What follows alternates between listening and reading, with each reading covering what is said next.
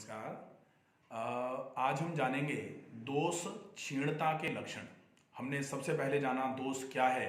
दोष क्या में दूषयति मनः शरीरम च इति दोषः, जो शरीर और मन को दूषित करने का काम करते हैं उनको दोष बोला जाता है। दोष की सामान्य प्रॉपर्टीज क्या होती हैं, वात की अपनी प्रॉपर्टी कैसी है, वात का शरीर कैसा होगा, पित्त का शरीर कैसा होगा, कफ का शरीर कैसा होगा, ये जाना। इसके बाद हमने देखा दोष वृद्धि की वजह से कौन से लक्षण शरीर में आते हैं। आपका वात वृद्धि जब आपके शरीर में होती है तो कौन से लक्षण आते हैं, पित्त वृद्धि कौन सी होती है तब कौन से लक्षण आते हैं, कफ शरीर में बढ़ता है तो कौन से लक्षण आते हैं।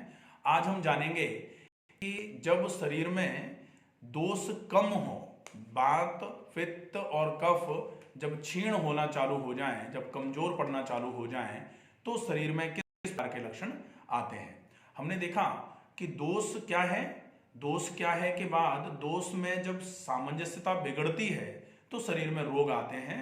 कहा जाता है कि जैसे जैसे आपके शरीर में रोग आया, इसका मतलब था आपके शरीर में दोषों का बिगड़ाव हुआ है। रोगस्तु दोष वैषम्यम, दोषों में विषमता आती है तो शरीर में रोग आते हैं।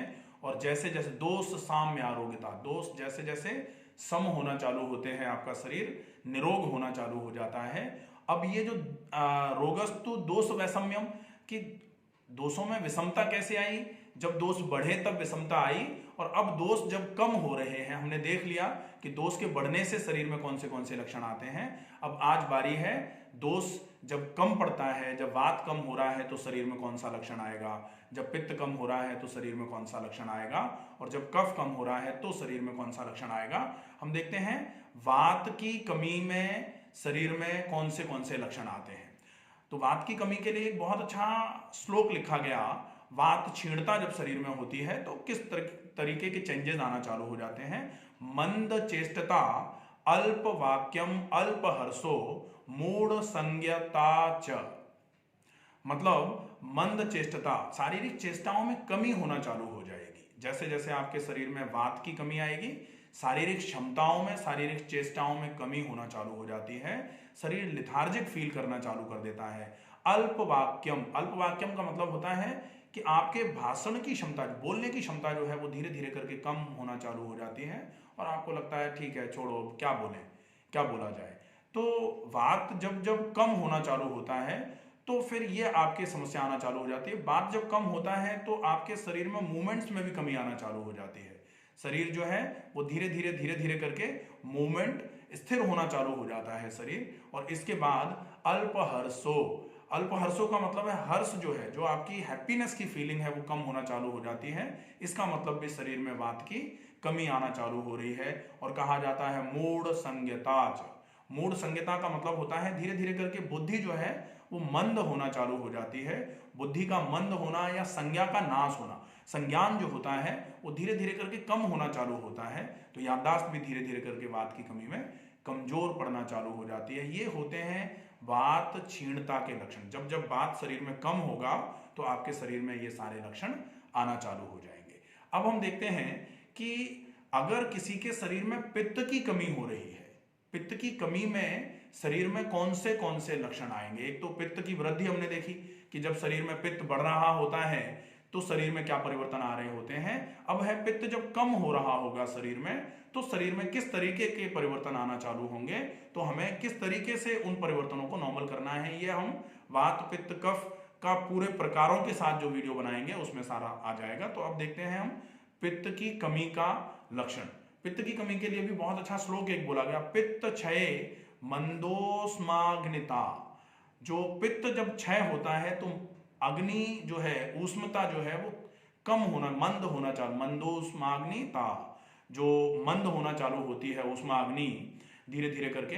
निप्रभत्वम च, धीरे धीरे करके जो शरीर की प्रभा है, शरीर की जो कांति है, जो आपका एक्सप्रेशन है वो धीरे धीरे करके कम होना चालू हो जाता है, क्षय होना चालू हो जाता है इसका भी। ये निप्रभत्वम च बोला जाता है कि धीरे धीरे करके ये हटना चालू हो जाती है। कांति जो है, जो चेहरे का चमक जो चेहरे की है वो पित्त की कमी के चक्कर में हटना चालू हो जाती है, ये पित्त की कमी होगी। और पित्त की कमी सामान्य तौर पर दिखाई जाती है कि जो डाइजेस्टिव फायर्स हैं वो अगर कम हो जाए शरीर में, धीरे धीरे करके एक डलनेस आना चालू हो जाएगी, उसकी वजह से शारीरिक जो ऊष्मता है उसमें कमी हो जाती है, जिससे शीतता का अनुभव ज्यादा होता है। शरीर में हमेशा ठंडक ठंडक सी बनी रहेगी। इसका मतलब यह है कि शरीर में पित्त की जो सामान्य पित्त जो है, पित्त की कमी का मतलब ऐसा नहीं कि पित्त बढ़ा दो तो सही हो जाएगा, पित्त वृद्धि हो जाएगी तो ठीक होगा। सामान्य पर, समता पर लेके आना है। ना तो किसी चीज की अधिकता फायदा करती है, ना किसी चीज की कमी फायदा करती है। समता जो है वो आपके शरीर के लिए अति आवश्यक स्टेज होती है। वो समता की अवस्था में लेके आना है आपको पित्त। जैसे जैसे आप पित्त को समता की ओर लेके जाओगे, आपके शरीर की ऊष्मा भी सही होना चालू हो जाएगी। कहा जाता है सम दोषः समाग्निश्च, अग्नि जो है वो सम होनी चाहिए। अग्नि अगर कम होगी तो वो भी नुकसानदायक है, वो भी रोग का कारण बनेगी। ये होगा आपके पित्त के क्षय के लक्षण क्या होते हैं। पित्त जब कम होना चालू होगा तो शरीर में किस तरीके के लक्षण आएंगे। अब हम देखते हैं जब कफ कम होता है तो शरीर में किस तरीके के लक्षण आते हैं।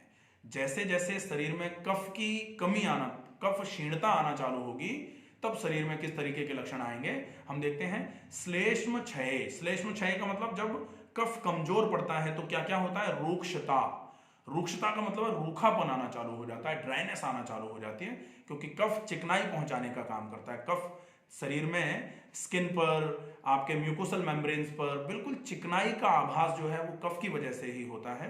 जैसे जैसे शरीर में कफ की कमी होगी, आपके श्लेष्म क्षय, रूक्षणता, रूक्षणता मतलब रूखापन आना चालू हो जाएगा। उत्तरदाह, उत्तरदाह का मतलब होगा जलन चालू हो जाएगी आपके पूरे के पूरे शरीर में। सामान्य तौर पर सामने की तरफ वाला हिस्सा जो है इसमें पूरे में चेहरे पर जलन होना चालू हो जाएगी, पेट में जलन होना चालू हो जाएगी, हथेलियों में जलन रहेगी, तलवों में जलन रहेगी, आंखों में जलन आ रही है, पूरा चेहरा ऐसा लग रहा है जैसे गर्मी चेहरे से निकल रही है। अगर ऐसा होगा तो ये एक तो होता था कि आपके जब पित्त वृद्धि हो रही थी तब ऐसा लक्षण आ रहा था कि शरीर में रूखापन भी आ रहा था और शरीर में धीरे धीरे करके दाह जो है, संताप आ रहा था।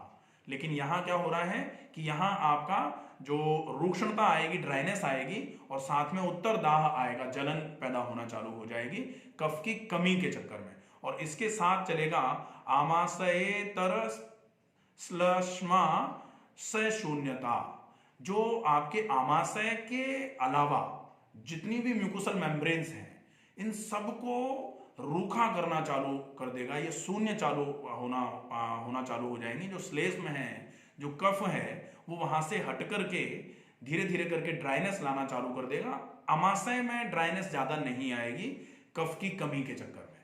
तो ये जो है इसको अपने को अच्छे तरीके से अगर हम देखते हैं तो निश्चित ही बहुत अच्छे तरीके से आप अपने कफ के क्षय से होने वाले रोगों से बच सकते हैं। इसके बाद है संधि शैथिल्यम। जब कफ कम हो रहा होता है तो संधि जो है, जोड़ जो है वो शिथिल होना चालू हो जाती हैं। जितने भी शरीर के जोड़ हैं धीरे धीरे करके लेथार्जिक होना चालू हो जाते हैं कफ की कमी के चक्कर में। कफ जोड़ों और अंदर की म्यूकोसल मेम्ब्रेन्स जो हैं, मुंह की म्यूकोसल मेम्ब्रेन हो गई या जोड़ों की म्यूकोसल मेम्ब्रेन्स हो गई, तो इनको सबको, जोड़ों के आसपास जो झिल्लियां होती हैं, जो भी ग्रीस होती है, जो भी चिकनाइयां होती हैं, वो धीरे धीरे करके कमजोर पड़ना चालू हो जाती हैं। तो संधि शैथिल्यम आना चालू होगा। तृष्णा दौर्बल्यम, तो ये दौर्बल्य भी आना चालू हो जाएगा। धीरे धीरे धीरे धीरे करके आपके शरीर में कमजोरियां आना चालू हो जाएंगी। जितनी ज्यादा कमजोरियां आएंगी उतना आपके शरीर में रोग धीरे धीरे करके ज्यादा मात्रा में घुसना चालू हो जाएंगे। प्रजागरणम च, जो आपके शरीर की आभा है वो धीरे धीरे करके कम होना चालू हो जाएगी। प्यास ज्यादा से ज्यादा लगना चालू हो जाएगी और नींद धीरे धीरे करके कम आना चालू हो जाए अगर, तो ऐसा मानना चाहिए कि आपके शरीर में कफ कम होने के लक्षण हो रहे हैं। धीरे धीरे करके शरीर में कफ की कमी आ रही, कफ क्षीणता है, तो हमें धीरे धीरे करके इसको समता के ऊपर ले जाना, समता की तरफ ले जाना है। तो हमें कफ सम करना है, हमें पित्त सम करना है, हमें वात भी सम करना है, तब होगा सम दोष। दोष जो है तब वो सम होना चालू होंगे। ऐसा नहीं है कि कफ की वृद्धि करवा दोगे तो फिर कफ की वृद्धि से संबंधित समस्याएं आना चालू हो जाएंगी। वो पिछले वीडियो में अपन ने बताया था कि जो दोष वृद्धि जो होती है वो आपकी वात वृद्धि क्या करवाती है, पित्त वृद्धि क्या करवाती है, कफ वृद्धि क्या करवाती है। तो यहां हमने देखा कि सामान्य लक्षण क्या होते हैं वात पित्त कफ के। वात पित्त कफ जब बढ़ते हैं तो शरीर में क्या लक्षण आते हैं, और वात पित्त कफ जब कम होते हैं तो शरीर में क्या लक्षण आते हैं। ये 3 अलग अलग वीडियोस हो गए।